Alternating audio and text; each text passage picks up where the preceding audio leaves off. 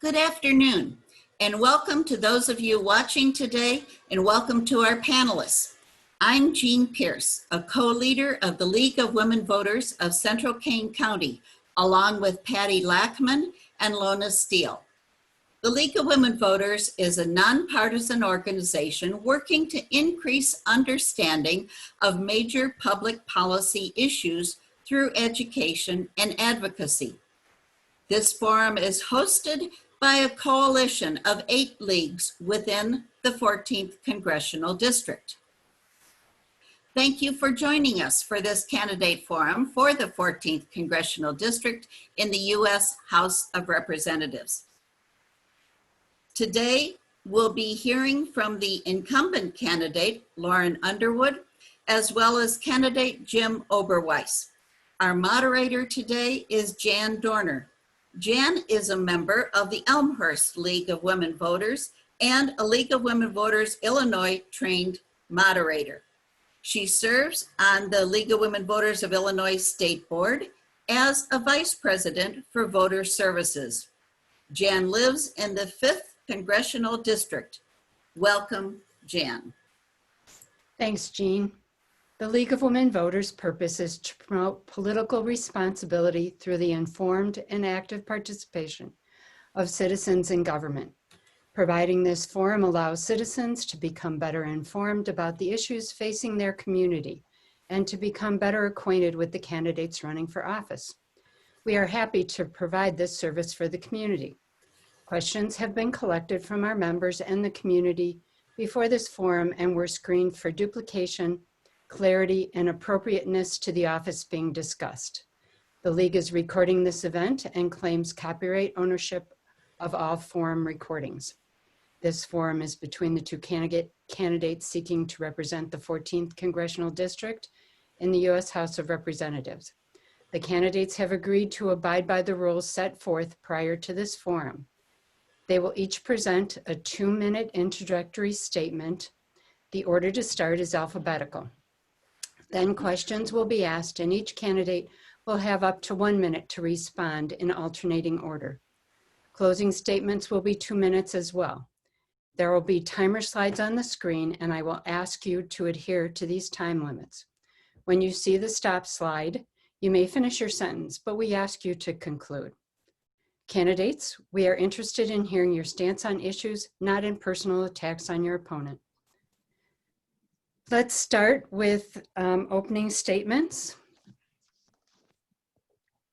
Candidates, can you turn on your audio and visual? There's one, there's the other. So Jim Oberweis, will you please start with the opening statement? Well, thanks very much for inviting us and for doing this. I'm chairman of Oberweis Dairy, and for the last 7.5 years, I've served in the Illinois Senate. I believe in term limits, and so this is my 8th and final year in the Illinois Senate. I thought that this winter, I might be able to spend more time with my kids and 24 grandkids.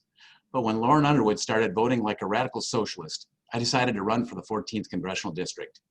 This year, she has voted 100% of the time with Nancy Pelosi on legislation that will deprive our children and grandchildren of an opportunity to live the American dream. I believe it's important that we have people representing us in Congress who understand what it takes to create jobs and opportunities for people and to get our economy moving forward again. My life experience is starting and building businesses and creating jobs. Oberweis Asset Management, the Oberweis family of mutual funds, and Oberweis Dairy. Since this pandemic struck, my opponent has been putting together a cookbook, while my daughter, who is a nurse practitioner, worked many 12-hour days in emergency rooms. I've held a series of milk, mask, and more events where we partner with a local food pantry which provides food. Oberweis Dairy provides milk, and our campaign provides masks to help protect people. Now more than ever, we need leaders in Congress who will advocate policies to get our economy going forward again. By contrast, Lauren Underwood is a big government, big spending Democrat. She cannot be honest about who she is because her values are so different from our values. She wants stimulus checks and free medical care for illegal immigrants. I believe we must take care of our citizens first. She refuses to call for House Speaker Mike Madigan's resignation and to stop taking the thousands of dollars she has received from him. We all support the right to peacefully protest, but while she refuses to condemn the rioting and looting and wants to defund the police, I want to defend the police who risk their lives for us every day. For me, this is personal. I don't want my grandchildren to be overburdened with the massive cost of government programs my opponent supports. And I cannot sit on the sidelines while Nancy Pelosi and Lauren Underwood destroy the opportunity for others to live the American dream. You can count on me to be the steady, thoughtful leader we need in Congress. Mr. Oberweis, your time is up. Lauren Underwood, your opening statement, please. Well, thank you, Jan. Hi, everybody. I'm so pleased to be with you today. My name is Lauren Underwood, and it's the honor of my life to represent our community in Congress. When I was elected in 2018, I pledged to my constituents that I'd be the most accessible, transparent, and accountable Congresswoman that this community's ever had. I held 15 town halls in 2019 and another dozen this year. I see my role as carrying the voices and values of Northern Illinois to Congress. My team and I set up 9 constituent advisory councils on issues from agriculture to small business to veteran services to make sure I'm doing just that. In partnership with my constituents, I passed more than a dozen pieces of legislation through the House.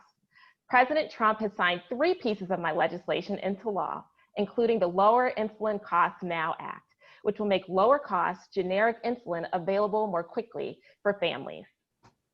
During my first campaign, I heard from numerous families in our community who were struggling to pay for insulin, so I'm really proud that we were able to make a difference for them. I'm a registered nurse, so healthcare affordability remains a big focus of mine, particularly as we face COVID-19. Just this week, the Senate passed my legislation, the Veteran Care Quality Transparency Act, to make sure that we're tackling the veteran suicide crisis. And I'm hopeful that the president will sign that legislation into law in the coming days.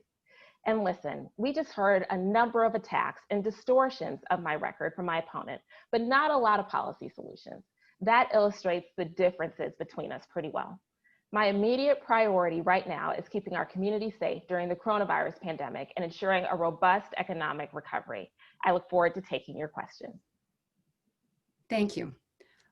Lauren Underwood, what is your specific strategy to unite District 14 in this divisive environment? Yes, ma'am. You know, we've seen that this is a very challenging time in our country, and I've been really proud of my work to rise above the partisan rhetoric, and even on contentious issues like immigration policy, COVID-19, and healthcare, have pursued policies for bipartisan cooperation. As I mentioned, President Trump has signed 3 of my bipartisan pieces of legislation into law. The Lower Insulin Costs Now Act, which makes generic insulin available on the marketplace more quickly, bipartisan legislation to fund electronic medical record system to prevent children from dying in U.S. custody on the U.S.-Mexico border. And in March, the president signed some legislation to examine our reliance on foreign medical supply chains, which threatens our national security during a pandemic. I'm really proud of the way that my team has been able to deliver even during these challenging times. I'm looking forward to identifying opportunities to work in a bipartisan way in a second term. Thank you. Jim Oberweis. Well, first of all, let me mention that I have worked very closely with people on the other side of the aisle in Springfield to pass legislation that nobody else was able to pass. For example, increasing the speed limit on our interstates from 70 to 65. That had failed 4 times by both Republicans and Democrats, but I got it done by working across the aisle. I will also mention that when times got tough, I've worked very closely with Pastor Corey Brooks on the south side of Chicago. When this whole looting and rioting stuff started, I assumed this was just in the high-end parts of Michigan Avenue. So I called him and he said, no, it's been going on in his neighborhood. In fact, they totally broke into every grocery store and every pharmacy. People couldn't get food. So I offered to drive a milk truck in with milk, and he lined up truckloads full of food. We had fed 6,000 families in one afternoon, and I continue to work on that and do the same thing in our 14th Congressional District with 12 other similar events in our district. Thank you. Candidate Oberweis, the COVID-19 pandemic has resulted in millions of jobs lost and business failures. Has this changed your thinking on the viability of employment-based health insurance or some form of universally available health insurance? Well, on the contrary, I think it's important that we are able to get the economy going again and to make sure that good jobs are available for more people. I think it's important that people have those jobs, have that insurance in that fashion, and that's what I've done for my whole life in creating jobs. And I understand what it takes to motivate business people and entrepreneurs to create more jobs. And I'll continue to work on that. But I'm afraid that too often my opponent's answer to these things is, well, let's just shift the cost from individuals to the government. But she forgets that the government is us. It's us as taxpayers. Somebody has to pay those things. And I want to find ways to reduce the cost of those services, not just shift the cost. And I think transparency is one big feature in that direction, as well as competition in medical plans across state lines. And the president has proposed this, which I think will go a long way. He's also proposed allowing the reimportation of American-made drugs from Canada to help bring down the cost of those drugs. Thank you. Candidate Underwood. Well, as a nurse, I believe that healthcare is a human right. It's a foundational principle in my career. And as a nurse, it's my duty to advocate for patients' rights, health, and safety. That means ensuring access to high quality, affordable healthcare for every family in our community. And even before the pandemic, too many of our neighbors were avoiding checkups. They were cutting their pills in half, foregoing treatment because of cost, and it's unacceptable. I've been focused on expanding access to healthcare coverage for all Americans, eliminating the disparities that have been laid bare by the coronavirus pandemic as we see that it's continuing to plague our country, and improving healthcare quality so that all Americans can lead healthy, well lives. Now, I'm proud that we've been able to make progress during this term to reduce prescription drug costs, reduce the cost of premiums, and increase access to high quality, affordable healthcare, mental health care, maternal health care, and reproductive health care. Now, meanwhile, the Trump administration has been in court suing to dismantle the Affordable Care Act during a pandemic. Thank you. And so if that, okay. Thank you. Lauren Underwood, what level of engagement with our allies and the global community should the U.S. maintain with respect to international treaties and governing organizations? Yes, I believe that NATO is our most important alliance that we have in the world. We have relied on our NATO allies in many different interventions and executing military strategy around the world. And we've seen President Trump take on this isolationist America First policy that has really damaged our relationships with these key allies, and in many cases put our national security at risk. I think that reaffirming our strong commitment to the NATO agreement is a very important action that the next president of the United States can take. And I certainly know that the Congress will be standing by to continue to, in our way, to continue to affirm that agreement. Thank you. Thank you. Jim Oberweis. Thank you. Look, one of the most important things we can do to reduce international conflicts is to have more trade agreements.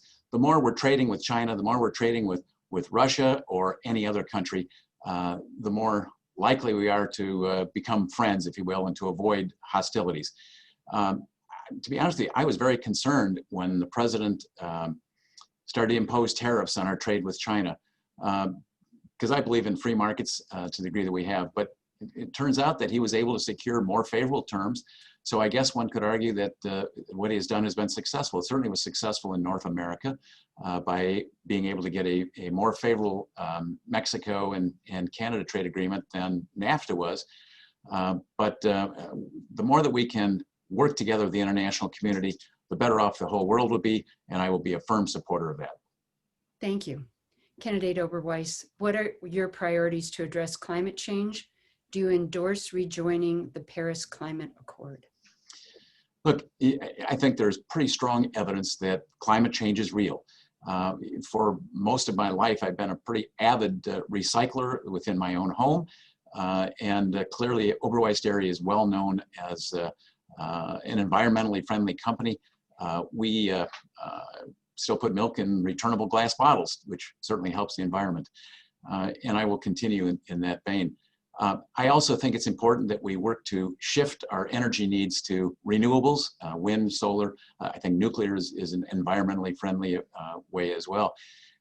But the whole green energy proposal is absolutely crazy. We can't stop air travel. We can't push the price of energy to an unaffordable level. We'd be hurting the middle class too desperately. But technology is working to improve our renewables and to help bring down those costs. I'll continue to work and promote renewable energies and to make them cost effective so that the free market can determine the use of those goods. Thank you. Candidate Underwood, your priorities for to address climate change, and do you endorse rejoining the Paris Climate Accord? Yes, climate change is happening before our eyes. Northern Illinois has witnessed extreme weather and unprecedented flooding over the past years that has caused millions of dollars in damages to businesses, homes, farms, and infrastructure. As a public health professional, I believe that public policy must be driven by data and science. And unfortunately, those two values have been under attack by the Trump administration. I voted for the United States to rejoin the Paris Climate Agreement in the United States Congress. I also passed legislation to prevent federal agencies like the USDA from removing existing public information about climate change from their website and in official communications. We have some of the best farmers in the world in the 14th Congressional District, and they cannot afford for us to ignore climate change. We also secured federal resources for the CDC's Office on Climate and Health to strengthen our nation's ability to respond to emerging public health threats formed by climate change. Thank you. Lauren Underwood, during the current COVID-19 crisis, the federal government has increased deficit spending while millions of job losses cut into tax revenues. How should the Congress weigh the current critical needs against the spiraling national debt? Thank you. Our economy is in a recession, and we need to take aggressive action to stabilize our economy and protect Americans' livelihoods. The recovery from the ongoing pandemic and recession will likely take a long time and require sacrifice. Congress has made some poor spending choices in the past, particularly with the 2019 Republican tax law. That law provided a tax break to corporations and the ultra wealthy at the expense of our middle class families by capping the state and local tax deduction or SALT deduction that many in our community rely on. And not only did that tax law create a financial windfall for the wealthiest families, it increased our federal deficit by $2 trillion over 10 years. I'm also really concerned by the way that the administration's been blocking the transparency and oversight measures in the CARES Act. The American people need to have confidence in how their tax dollars are not being misspent. Tax reform should put the middle class and small businesses first, not the wealthiest among us. Thank you. Thank you. Jim Oberweis, same question. Sure. Look, I served in the Illinois Senate. When we came back in May, I was shocked that our Democrat majority wanted to increase spending by an additional $2 billion for Illinois, even though they knew that our revenue was going to decrease by about $4 billion, creating a $6 billion deficit. They turned around and borrowed $5 billion from the federal government, hoping the federal government will forget that. And I don't think that's going to happen. On a national basis, Pelosi and Underwood want another $3 trillion of spending to cover special projects that they have in mind.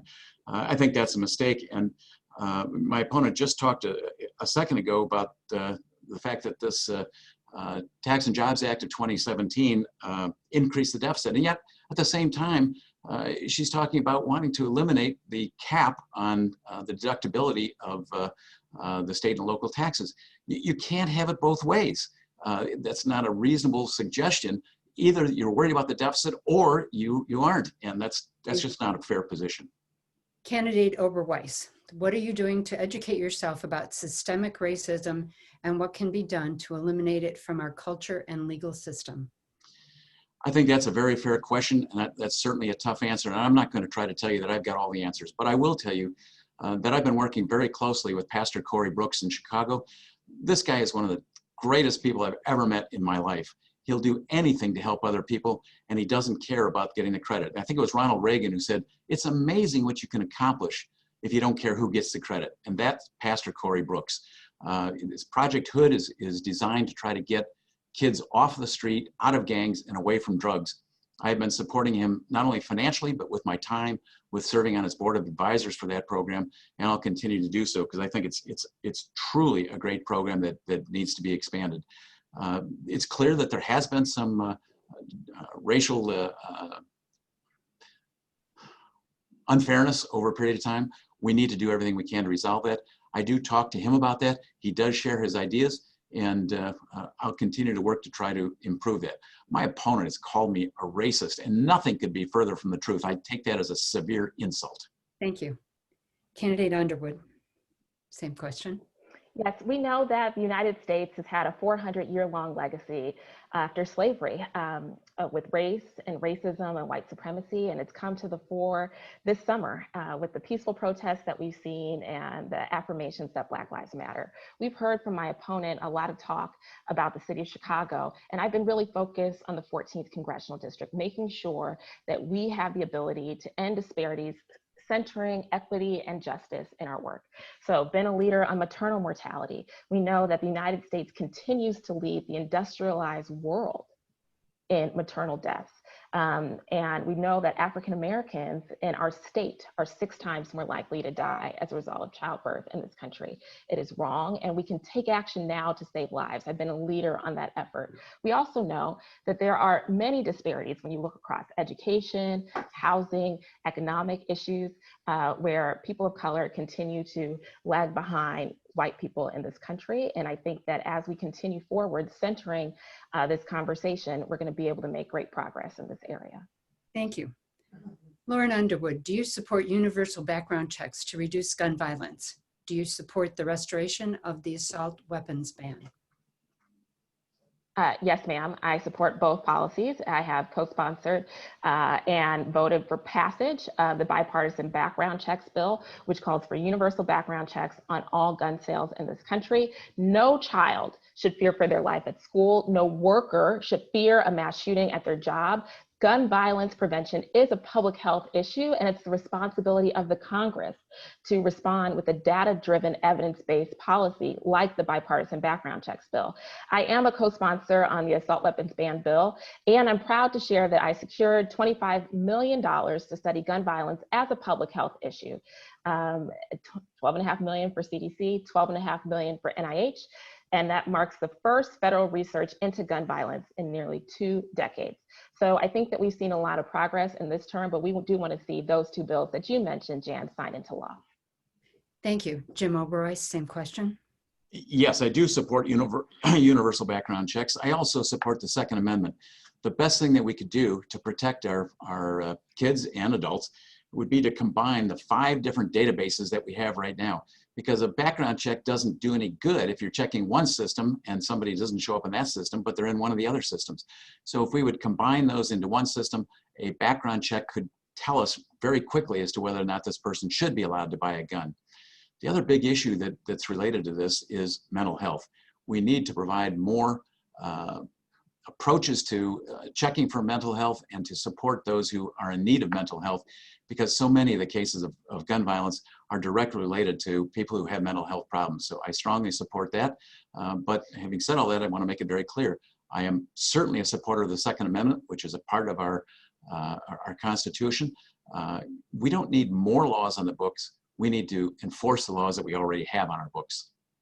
Thank you. Candidate Oberweis, should contraception and abortion be covered by insurance? And do you support Roe v. Wade as settled law? I think it's pretty clear that people deserve choices within their medical care products. My opponent would have the government be the only one that provides medical care, some type of a Medicare for all system, or a single payer health system. That is not the best way to provide good health care for us. The United States has been one of the largest developer of new drug products. More than 50% of the new drug breakthroughs in the entire world occur in the United States. The system that we have allows for those life-saving discoveries.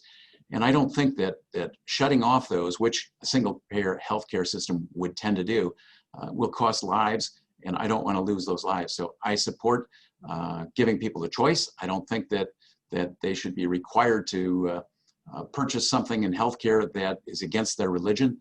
But I do support transparency, I support more competition, and I support letting people make their own choices for themselves. Thank you. Candidate Underwood, same question. Yes, I support the policies mentioned in your question, Jan. As a nurse, I know that reproductive health care is health care, and I find Senator Oberweis's on-the-record statements supporting limiting access to birth control, banning a woman's right to choose, and outlawing abortion, even in the case of rape, very disturbing.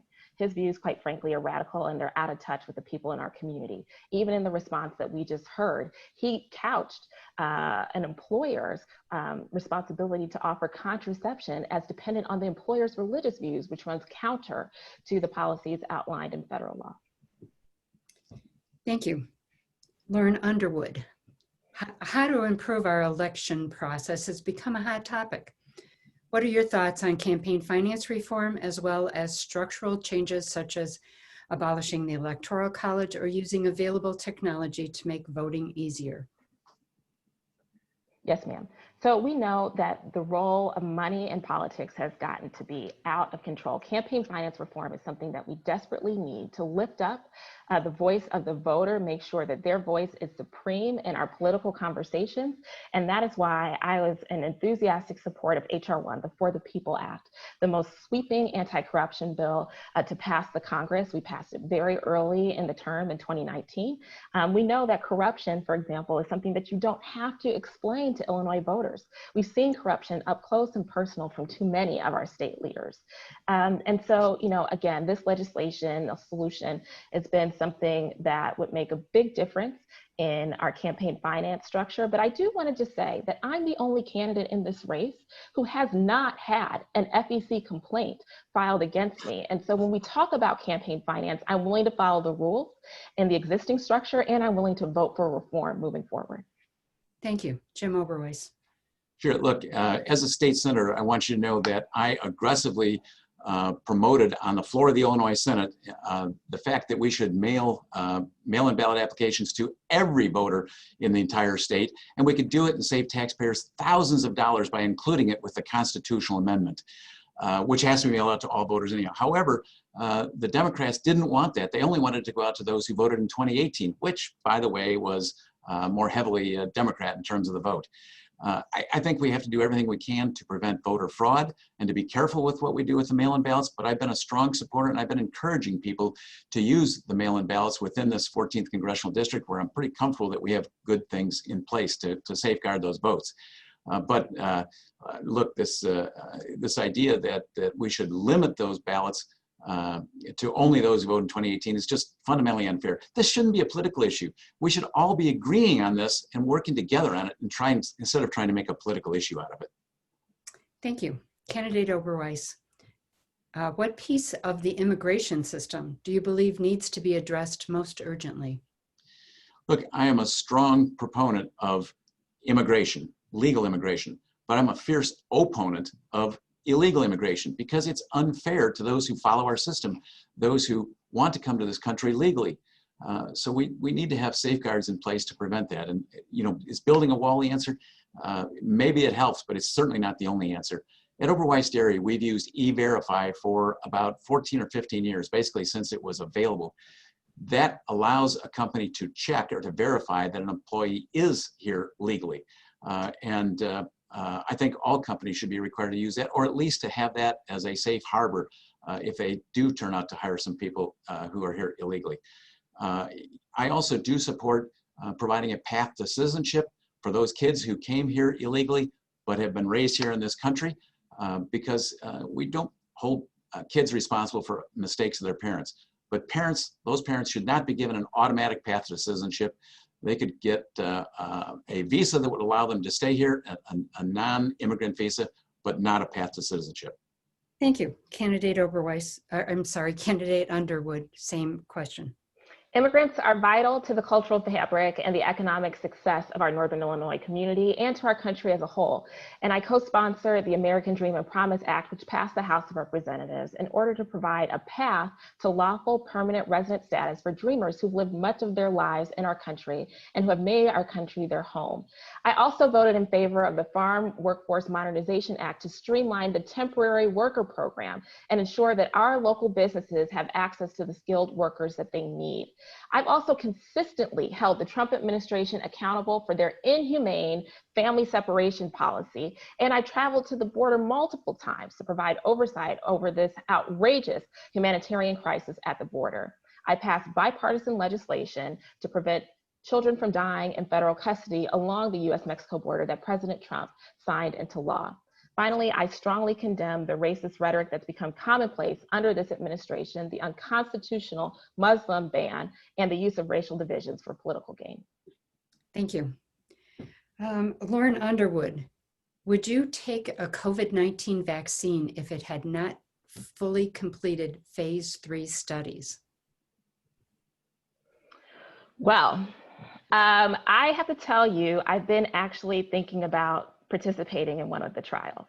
So yes, is the answer to that question, but I don't think that that is recommended for the American people. And certainly the President of the United States should not direct the FDA to cut off the clinical trials in order to make vaccines available before the approval process is done. So I want to just be really honest with you. Yes, I personally would. However, as the policy of this country, the FDA is an independent agency. They are the ones that, through their approval process, can demonstrate that a vaccine is safe and effective. And that is critical for the American people having trust in that vaccine. We've seen this trust be eroded, whether over the last decade by the anti-vaxxer movement, or even more recently by statements that the president has taken to politicize the Food and Drug Administration, promoting untested, unproven cures like hydroxychloroquine, or even this convalescent plasma over the summer. We don't want to see that happen with the vaccine. Thank you. Jim Oberweis, would you take a COVID-19 vaccine if it had not fully completed phase 3 studies? Look, safety first for everyone. We shouldn't be administering unless people are part of some type of a pilot program or a testing program to take the vaccine until the FDA says this is safe and effective. We're in stage 3 trials now with at least 3 different companies to provide that type of assurance. I trust the FDA. When they say it's safe, that's when I'd be willing to take it. Before they say it's safe, I probably wouldn't want to take it. You know, my opponent on a couple of occasions has said, as a healthcare professional this, or as a healthcare professional that. I'm concerned about making those kinds of comments because it's my understanding she's never been a healthcare professional since she took her RN exam. She's been a bureaucrat in the Obama administration, but never actually working as a nurse. So I wish she would be a little bit more careful about how she's describing her situation. Unfortunately, sometimes she's a little loose with the truth, and this is a good example of that. Candidate Oberweis, in many parts of the country, there is still limited access to crucial infrastructure like clean water, electricity, telephone service, and broadband internet connectivity. Is this a federal issue or strictly a state issue? And what can be done to make access universally available? Well, look, wherever things can be handled at a lower level, I think it's done more effectively and more efficiently. Perhaps something like the internet might be, in fact, a federal issue, but most of the things that you're talking about, I think, are primarily state issues and could be handled most effectively and most efficiently at a state level. So I support the idea that when states can handle issues, let them deal with it first, only where there's some national need, such as building an interstate highway system, for example, and perhaps building a universal internet system. That might make sense on a federal level. Thank you. Candidate Underwood. Yes, we heard President Trump even campaign on rebuilding America during his 2016 campaign. And this is an area that I was so hopeful that we would have bipartisan work and agreement on in my term in Congress. Unfortunately, we've not seen the Republicans come to the table with a serious proposal around infrastructure investment. And so the House moved forward with our Moving Forward Act, literally that's what it's called, to invest in infrastructure, including rural broadband, which we know is so important throughout this 14th Congressional District. We know that there are many families who continue to lack in-home broadband access, and that's impacted children during COVID-19 as they have to complete their virtual learning assignments. It's limited the growth of our economy, and it's something that absolutely has a federal role. And I think it's going to be central as we work to rebuild our economy in the COVID-19 era. We want to put America back to work. Well, this is a great place to start, and we have an opportunity to invest in the clean, green infrastructure by making sure that this infrastructure work gets done in a way centering renewable energy. Thank you. Lauren Underwood, do you believe in 3 separate but equal branches of government? Yes, ma'am. Jim Oberweis, how do you feel about the 3 separate branches of government? We finally found something we agree on. Of course we do. I mean, that's a pretty tough question. I think virtually everybody would agree on that. Yes. Jim Oberweis, do you support redistricting reforms and fair map initiatives? How should the maps be drawn? Absolutely. It's something I've been pushing on for 12 years. I was a big circulator of the petition to get redistricting reform on as a constitutional amendment on the ballot. Unfortunately, the Democrats, led by Mike Madigan, have fiercely been opposed to that. You know, Mike Madigan has controlled the redistricting in Illinois for the last 20 years or more. The only way that we're going to be able to do this on a fair basis is to have an independent commission, and there was legislation filed. I will admit that one of the filers was Senator Julie Morrison, a Democrat. So there is some belief on the other side that things have to change, and I think that's critical that we do that. Some states, like I believe Iowa, have actually a computer program that does the redistricting to take it out of human hands, and that makes a lot of sense to me. But above all, I would try to preserve communities, to try to keep them together, and to try to make it as universally fair as we can, with no regard whatsoever for where the incumbent senator or representative lives. Thank you. Lauren Underwood, same question. Yes, ma'am. So the For the People Act, HR 1, that I described earlier, has as a key section ending gerrymandering and installing fair maps by supporting independent commissions. And so this is important because we've seen too many times that lawmakers draw maps to put themselves at an advantage. And oftentimes that disadvantages the voter. I mean, we can even look at the 14th Congressional District. I mean, it's wild when you look at these boundaries and the way that so many of our communities have been split in half. The town I live in, Naperville, has been split into 3 parts. And it doesn't, certainly it doesn't help the community to know who their representatives are, et cetera. And so I would encourage folks to take a look at this legislation. We are still pushing aggressively for consideration in the Senate. I do hope that Mitch McConnell decides to put it on the floor of the Senate this Congress, but if not, I look forward to supporting it again in the 117th Congress with your support, of course. Thank you. Lauren Underwood, what plan or plans do you support that will address the cost of higher education? Yes, ma'am. So we know that the cost of higher education has been out of control. I do serve on the House Education and Labor Committee. I'm the only member of Congress from Illinois, Democrat or Republican, House or Senate, to serve on the committee. And in our committee, we've been working on offering free community college through a voluntary grant program to states that would like to take it up. I think that that is something that is worth, again, full consideration. It's called the College Affordability Act is the name of the bill. And we're hoping to get it on the floor before the end of this Congress. And so we know that student financing is a problem that's impacted too many of our constituents. And we are, obviously looking towards creative solutions to be able to reduce that burden. Thank you. Jim Oberweis, same question. One of the things that has been driving up the cost of education are rapid increases in administrative costs, much more so than teachers. The cost of teachers has pretty much risen more or less along the line of inflation. So that's not what has driven up the cost. It's been the administrative costs. I think there are common sense alternatives. community colleges can provide very good education at a much lower level, at least for the first couple of years. Many of them work together with companies in the district in order to help provide the skills needed for those particular companies and those job opportunities. I think it's also important that in high school and perhaps in community college, we offer more technical skill jobs so that people are ready for the job opportunities that are available in their communities, even without necessarily earning a bachelor's degree. Certainly an opportunity for a bachelor's degree should be available for students if that's the direction they want to go, but it shouldn't be the only path to a good job. Thank you. Candidate Oberweis, what is your stand on providing coronavirus economic support to local and state governments?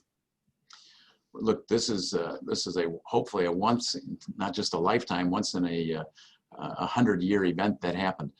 I certainly support providing necessary funds to do everything you can to fight this pandemic.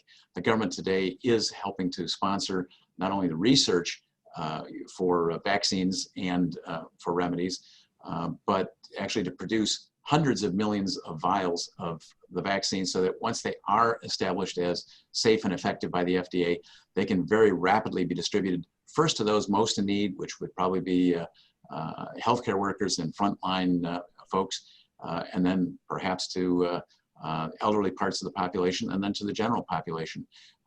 If these are found effective in the next 30 to 60 days, which I think there's a pretty good chance is going to be the case, there's a good chance we can be vaccinating people before the year is over, and somewhere after the first quarter or second quarter at the latest, reach herd immunity in this country. So the opportunity is there. The federal government needs to support that. Thank you.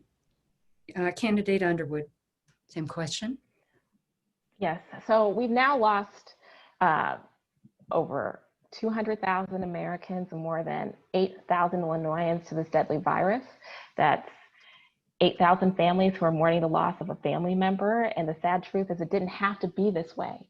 Obviously, in order to have any kind of economic recovery, we have to get our arms around the virus with an aggressive national strategy, including COVID testing, contact tracing, and free treatment for COVID patients. But with respect to state and local funding, that is critically important. We've seen our communities experience a decrease in sales tax revenue while having to continue to provide and really an increased level of critical services to their communities, which is why the HEROES Act that we passed on May 15th included robust funding for all of our communities, even those that were left out of the CARES Act dollars, throughout the 14th district, municipalities, counties, and states to have access to these resources to help with our economic recovery. It's been long more than 100 days and the Senate needs to take it up, and that's why we are still negotiating COVID relief. Thank you. Lauren Underwood, do you think that the LGBTQ plus communities has adequate protections under law and legal precedents? Is more required? Yes, ma'am, more is required, and that's why I was a co-sponsor and voted in support of the Equality Act, landmark civil rights legislation to codify in civil rights law that LGBTQ folks, so that's gender identity and sexual orientation, have the civil rights protections. We know that in some states it's legal to deny housing, to fire from employment based on either gender identity or sexual orientation, and that has no place in the United States in 2020. This legislation is something that I think is just like part of our values here in Northern Illinois. And I do not understand why we cannot get it moved through the Senate and signed into law. This is something that is going to be a key priority in the next Congress, and I look forward to celebrating these historic and landmark civil rights legislation getting signed. Thank you. Thank you. Jim Oberweis, same question. I think over the last decade or so, we've passed a variety of legislation that has certainly provided equality for all. Today, it would be shocking to me that if there are continuing to be significant cases of discrimination on that basis. I can tell you that at Oberweis Dairy, that doesn't happen, and it hasn't happened regardless of race, regardless of creed, regardless of sexual preference. We're very protective of that. I think we've done a very good job of that, and I think most companies take that very seriously and move in that direction. So I think we've established enough legislation to provide for significant protections for all. Thank you. Candidate Oberweis, what can be done to improve the work of the Veterans Administration? Well, one of the serious things that we're seeing are an increased number of suicides among veterans. I will do everything I can to help provide some funding and studies to help reduce that in a significant way. Bob Moe is a friend of mine who has been working here in this district at providing those types of help and services. We continue to support that and will continue to do so.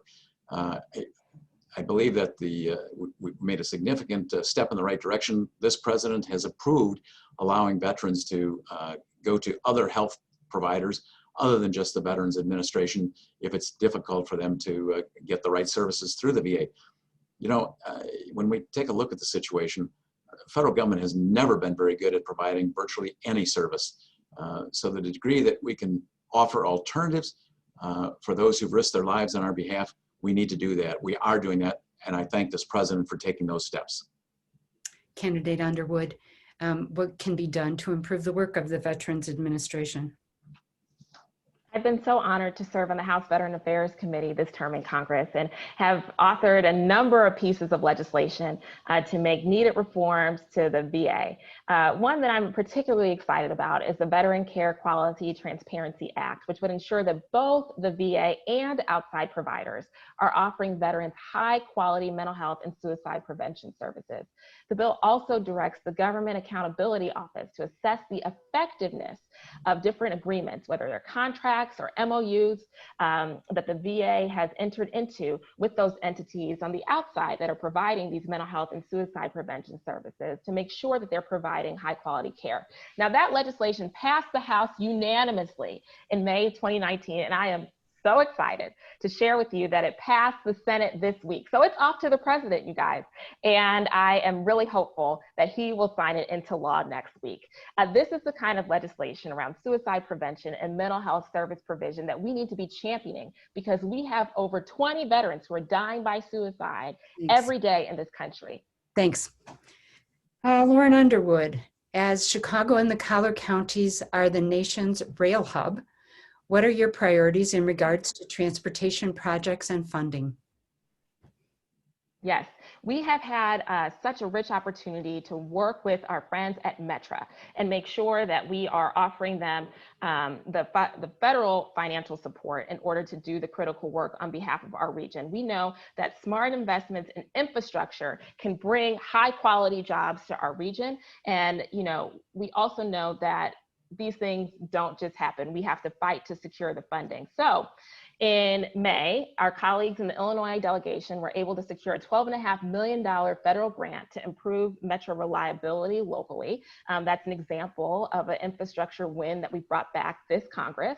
We also secured a $20 million grant for the I-55 exchange project in Will County, so down in Joliet, in our district. These kinds of infrastructure investments will strengthen our rural and suburban economies, and I'm continuing to fight for these resources every day. Thank you. Jim Oberweis, same question. Yes, thanks very much. My opponent always talks about, we got more money for this from the government, we got more money from this, but the government is us. It's us as taxpayers. The more we borrow from this, the more we put the future of our grandchildren at risk. We're really stealing from that generation for this generation. I think a lot of these projects are important. I think they're doable, but there are other ways without stealing from the future. Public-private partnerships are a great example where we can allow opportunities for other companies to come in and provide the financing for them. Perfect example was providing an additional toll lane going from basically the western suburbs into the city of Chicago, which would be paid for entirely by a private company. They could then toll in that additional lane at a varying rate that would allow traffic to continue to move at 45 or 50 miles an hour. The good news about that is it helps everybody. If you don't want to pay a toll, you can still use the existing lanes, and some of the traffic will be moved from those lanes to the toll lane. So everybody benefits without taxpayer cost. Thank you. Candidate Oberweis, How should the U.S. resolve the plight of immigrant children separated from their parents by Border Patrol? Well, first of all, that is something that was occurring under the Obama administration. It shouldn't have been occurring then. It shouldn't be occurring now. We're taking steps to make sure that that doesn't happen. I don't know who would support that to go on. The problem is there's been too much of a catch and release attitude. So we need to find ways that we keep families together, but then provide a quick and effective means to make determinations. If they don't belong in this country, if they're breaking our laws to come to this country, they need to be returned immediately to the country that they came from. If, on the other hand, they deserve to be in this country, they're refugees, for example, then we need to move forward that way too. So we need to support the court system. We need to make sure that these cases are heard promptly and quickly and resolved in an efficient manner so that families are not separated and that people aren't tied up in limbo for a prolonged period of time. Thank you. Candidate Underwood. Yes, as I mentioned earlier, I've consistently held the Trump administration accountable for this family separation policy, having had the chance to speak with two of President Trump's three Homeland Security secretaries that we've witnessed during this one congressional term. I've also traveled to the border multiple times to see this occur firsthand under this administration to provide oversight. I passed bipartisan legislation to prevent children from dying along the US-Mexico border while in federal custody, working across the aisle on a contentious issue like immigration reform. Now, we know that Senator Oberweis and I have some strong disagreements on immigration policy. I believe that we need comprehensive immigration reform that reflects our common values. And what I've seen from him is fear-mongering and scare tactics that just don't reflect the values of the 14th Congressional District. Thank you. Lauren Underwood. Instances of police force against mainly people of color have caused death or injury to many men and women in recent years.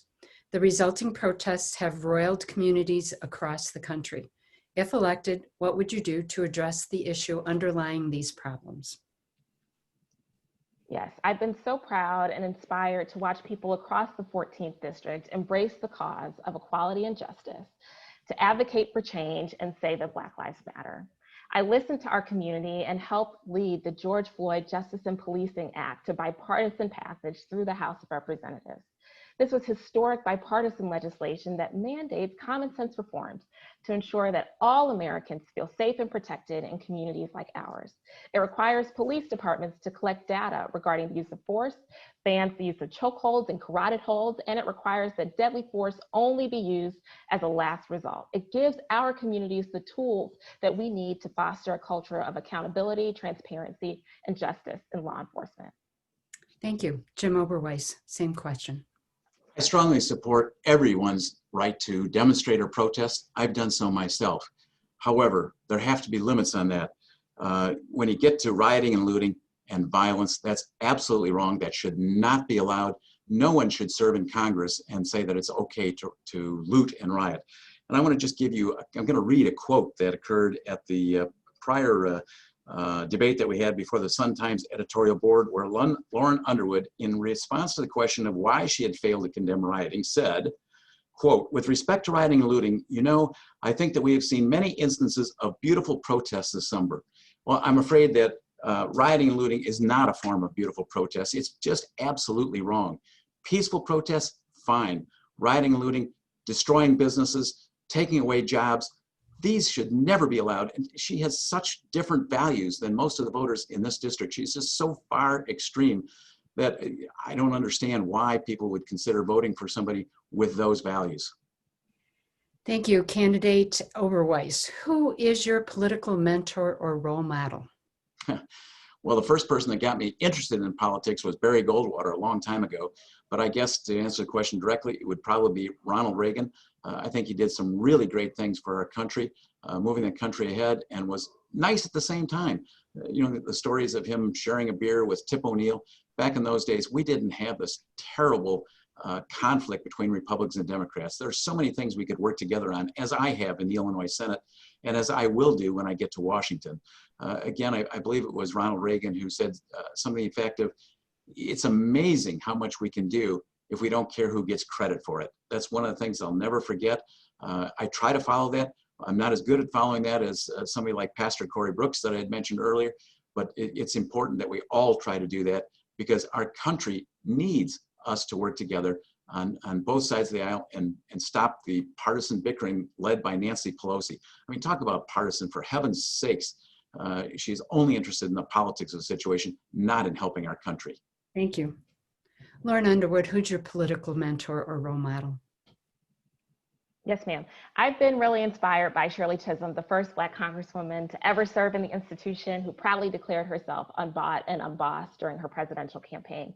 I've tried to model myself in that way, and I think we succeeded. And it's been an inspiration to walk those same halls. My office is around the corner from where her office was. I want to go back to something that Mr. Oberweis just said. It was a lie about my record, and I've stated over and over and over again that we should not seek to solve our problems through violence. And in fact, my record on protecting our community from violence of any kind is quite clear. Alongside my Republican colleagues, I introduced the Safe Communities Act of 2020 to help communities like ours prepare for, respond to, and recover from acts of terrorism, including domestic terrorism. That legislation will be on the floor of the House next week. Thank you. Thank you. Lauren Underwood, do you consider tech giants like Facebook to be media companies and therefore subject to the rules and standards of such firms? You know, I consider technology companies to be technology companies, and I think that they have a responsibility to work with regulators to be fully responsive and transparent with the United States Congress, and to share information. I have found them to be extremely difficult in our role protecting the national security here in the United States. As you know, I serve as the vice chair on the House Homeland Security Committee, and we've had a number of instances seeking to hear and learn from them directly, whether it's election security or terrorism, worldwide terrorism threats, because so many of these lone wolf actors or the small cell actors are organizing using the resources and tools offered by these domestic technology companies. They are privately held institutions and should submit themselves to regulation as such. Thank you. Jim Oberweis, same question. Sure, thanks. Look, whether we call Facebook and Google and so on media companies or technology companies isn't really the issue.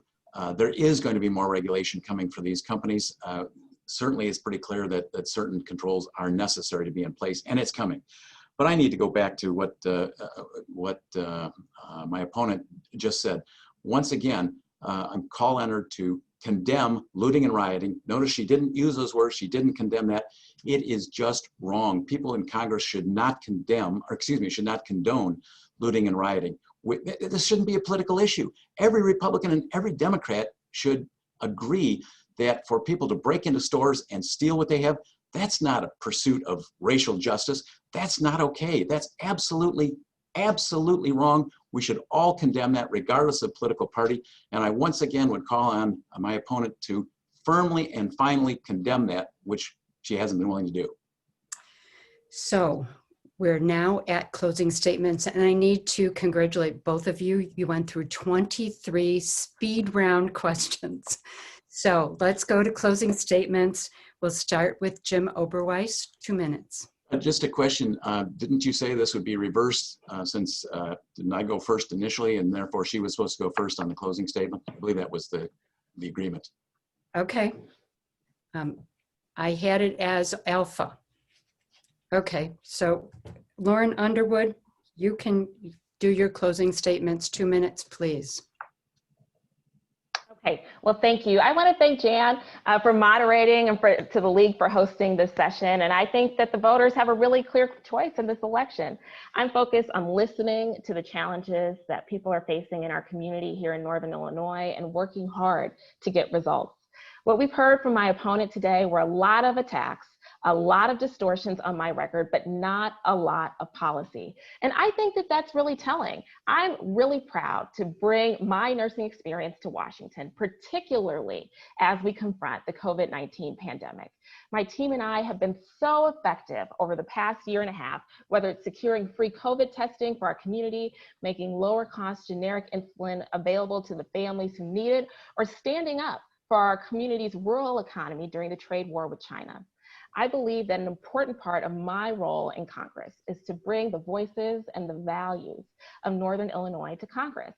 And when I think about the values that our communities really hold dear, I think about the relationships that we have with our neighbors. When someone on our street is sick, we organize a meal train. We look out for one another in our community. We refuse to give in to the cynical politics that would have us regard our neighbors with fear and suspicion.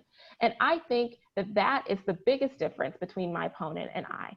I want to bring our communities together. I want to provide the resources that our families need during this crisis. I want to ensure that all of our families have access to the high quality, affordable health care. And I want every parent in our community to have access to paid family leave, so no one has to choose between having a paycheck and taking care of their sick child. Those are the Northern Illinois values that I bring to Congress. Thanks again for having me and for hosting this forum, and I certainly hope to earn your support. Thank you.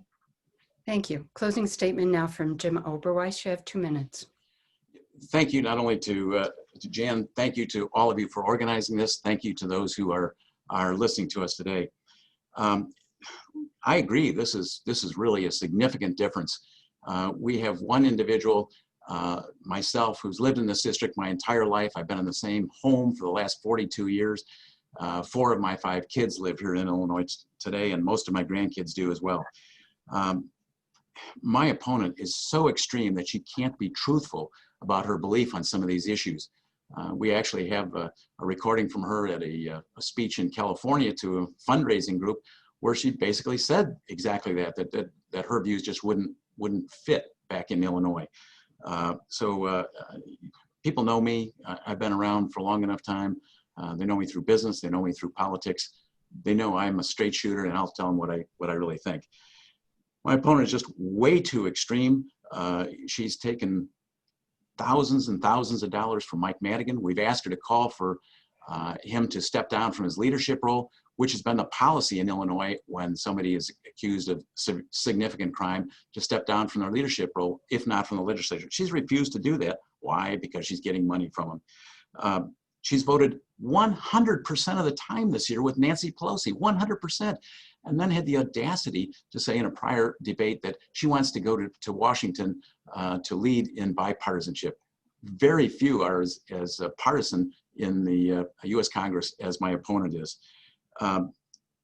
She's above all refused to condemn rioting and looting, thinking that's a beautiful form of protest. It's not a beautiful form of protest. It's a terrible, anything you want to call it. It's terrible violence. It has to stop. We have to agree to condemn it. I've spent my life growing businesses, building businesses. I've grown Oberweis Dairy after I bought it, by the way, from my brother, from 50 employees to over 1,300 employees today. I'll take that experience and knowledge with me to Washington, and we'll get this economy going again. Thanks for inviting us. Thanks for doing this. Thank you. Our time is up for this forum, and I really have to thank our timer. For further election information, please visit the IllinoisVoterGuide.org, which is powered by the League of Women Voters of Illinois. This is 100% nonpartisan election information you need. A link to this recording will be located on each of the sponsoring League of Women Voters websites. Go to your local area league website for more information. We appreciate your participation, whether you are a candidate or a voter. It is essential to preserving our freedom and our country. Please remember to vote, whether it is vote by mail, early voting, or on election day. Thank you.